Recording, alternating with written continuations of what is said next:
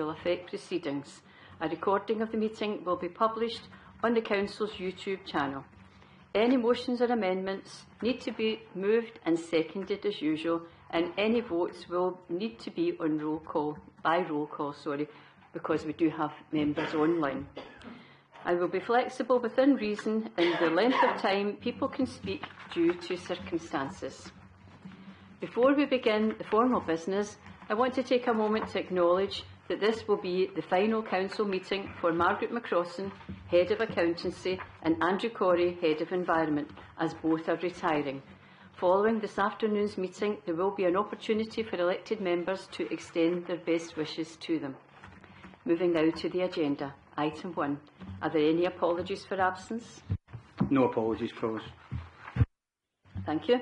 Item 2. Declarations of interest. The Council's Code of Conduct requires elected members to declare any financial or non-financial interest they may have in any of the items on the agenda. Are there any declarations of interest? None indicated. Item 3. Annual Statement on Adequacy and Effectiveness of Governance, Risk Management and Internal Control Systems, pages 3 to 6. I would like to invite Councillor Andrew Morrison, who is the Chair of Audit and Scrutiny Committee, to speak to this report. Councillor Morrison. Thank you very much, Provost. The Audit and Scrutiny Committee met earlier this afternoon, and one of the items of business was to remit this to full Council. So the Audit and Scrutiny Committee's terms of reference include a requirement for it to review the control environment and to make an annual statement to Council on its evaluation of internal controls. To assist with that evaluation, internal audit is required to provide the committee with an annual statement on the adequacy and effectiveness of the governance, risk management and internal control systems operating within the Council. The statement for the year ended 31st March 24 was considered immediately prior to this meeting, and it's included as an appendix to the internal audit annual report for the year 23-24. It concludes that it is the opinion of the Chief Auditor that reasonable assurance can be placed upon the adequacy and effectiveness of the Council's framework of governance, risk management and internal control for the year end 31st March 24, and we therefore recommend that Council notes this annual statement. Thank you, Provost. Thank you very much, Councillor Morrison. Are there any questions on this item? None indicated. Can we agree the recommendation on page 23? Agreed? Agreed. Thank you.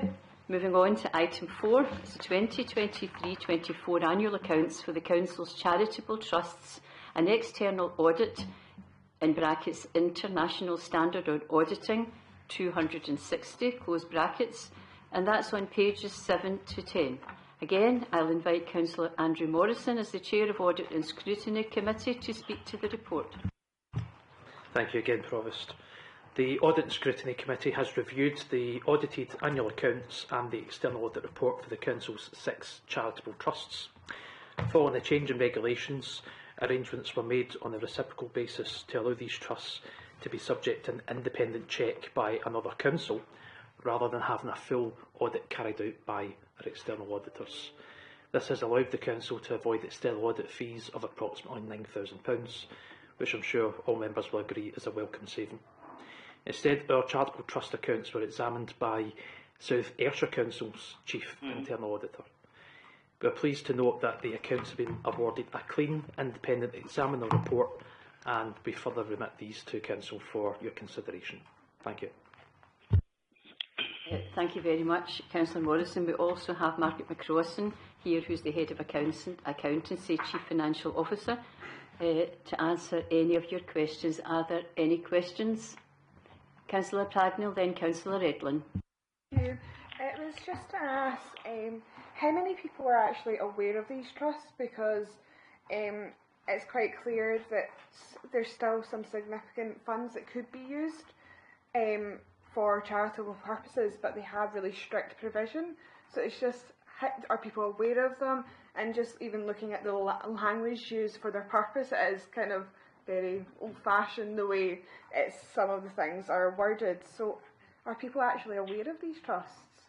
And also the other thing I was going to ask is, given, Margaret, that you're retiring, you're a trustee, and also I know a former head teacher is a trustee. What happens when they no longer want to be a trustee, and what happens to these trusts in the event that people step down?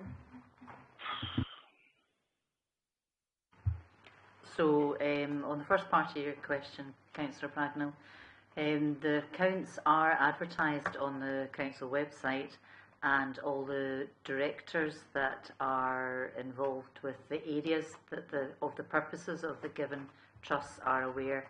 And in actual fact, I reminded them of the trust's existence at the beginning of the week, so that was quite timely.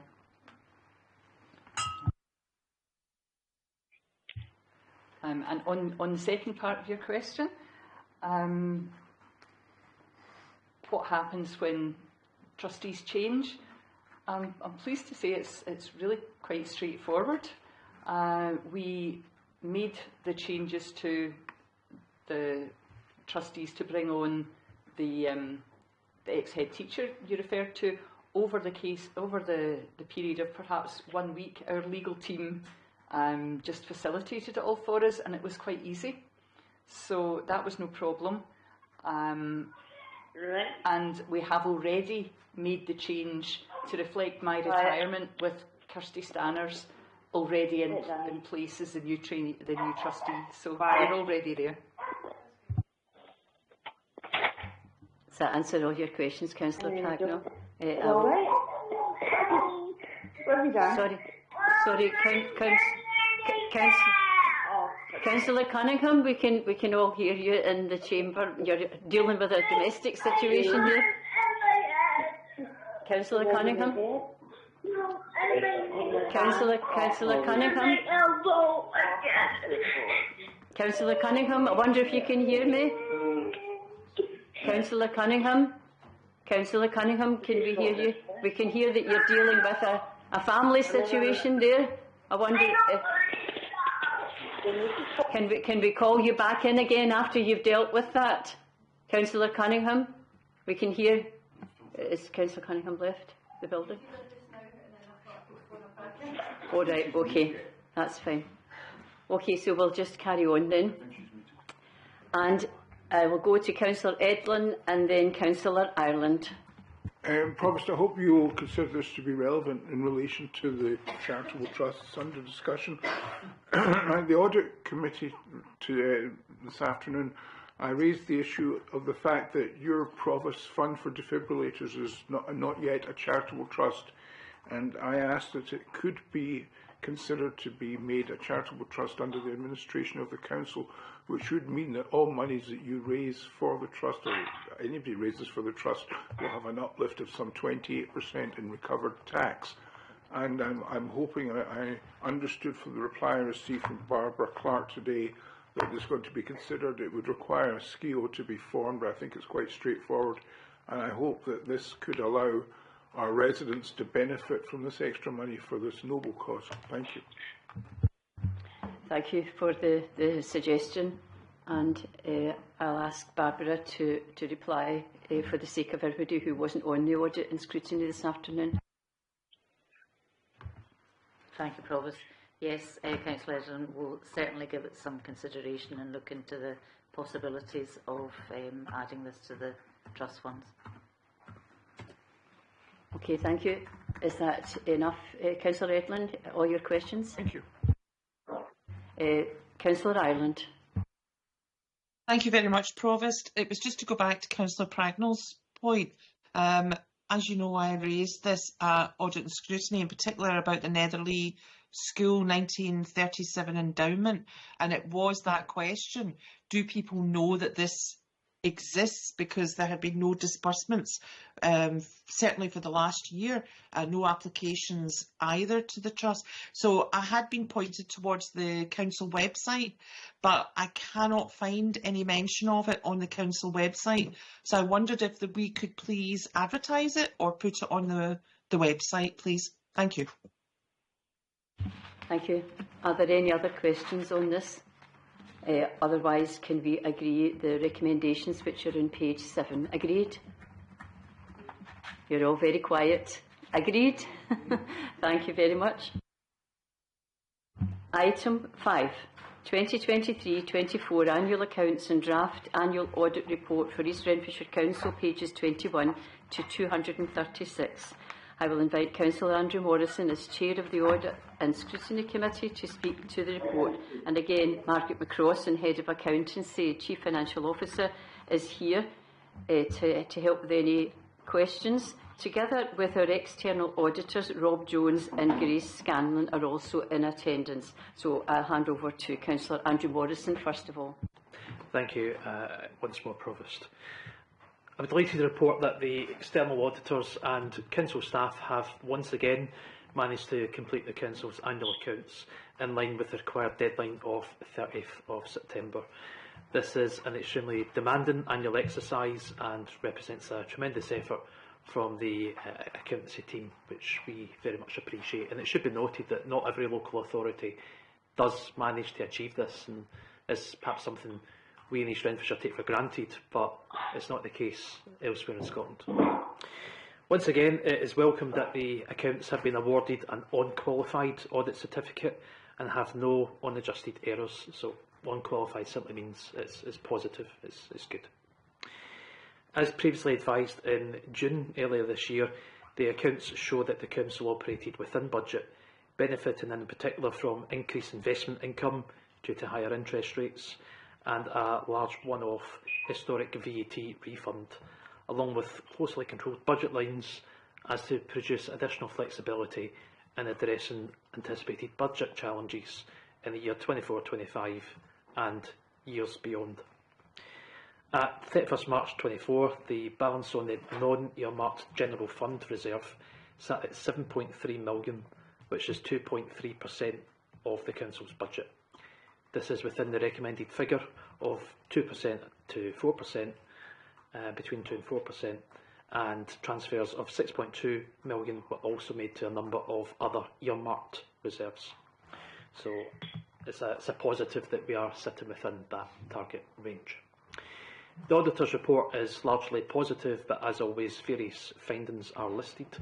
These can be found on page 223 of the Councillor's papers in Appendix E, and include an action plan completed by officers to address all of the points which the external auditors raised. So once again, I'd like to thank both the Council and the external audit staff who have worked so hard to deliver these audited accounts, and basically now present these to Council for your consideration and hopefully approval. Thank you. Thank you very much, Councillor Morrison. Are there any questions or comments by anybody in the chamber or online? I don't see anybody indicating. Councillor O'Donnell. I'd just like to echo Councillor Morrison's comments and thank Margaret, Barbara and the team for yet again delivering the accounts on time. And as Councillor Morrison said, it's actually quite rare in Scotland for that to happen due to the complexity of what's going on. So very well done. And again, it's a great legacy from Margaret and Barbara in terms of the consistent ability to deliver these accounts on time, clearly on an unqualified basis. So very well done, and please pass our thanks on to the rest of the team. Thanks. Thanks very much, Councillor O'Donnell. I'm sure your praise is shared by all the councillors, not just in this administration but in previous years, for all the good work that's been shown over that time. So, can we agree the recommendations on page 21? Agreed? Agreed. Thank you very much. Item 6, change to the scheme of administration, licensing committee membership. It's on pages 237 to 238. Jerry Mahan, our Chief Legal Officer, is in attendance if there are any questions. If there are no questions, I would like to invite 3 nominations from elected members to join the licensing committee. Can we have any nominations, please? Councillor Edlin. Councillor Kate Campbell. Okay, thank you. Can I have a proposer and a seconder for Councillor Campbell, please? Happy to second. Good. Councillor Edlin proposed, Councillor Morrison seconded. And another 2, please. Councillor Buchanan. Thanks, Provost. Can I nominate Councillor Merrick and Councillor Lundy? Very good. Can I have a seconder for both nominations, please? Councillor Bamford. I'll second both, please. Thank you very much. I've got a bit of relief for the licensing committee and board to have other members available to participate. Thank you very much for that. So that one's agreed.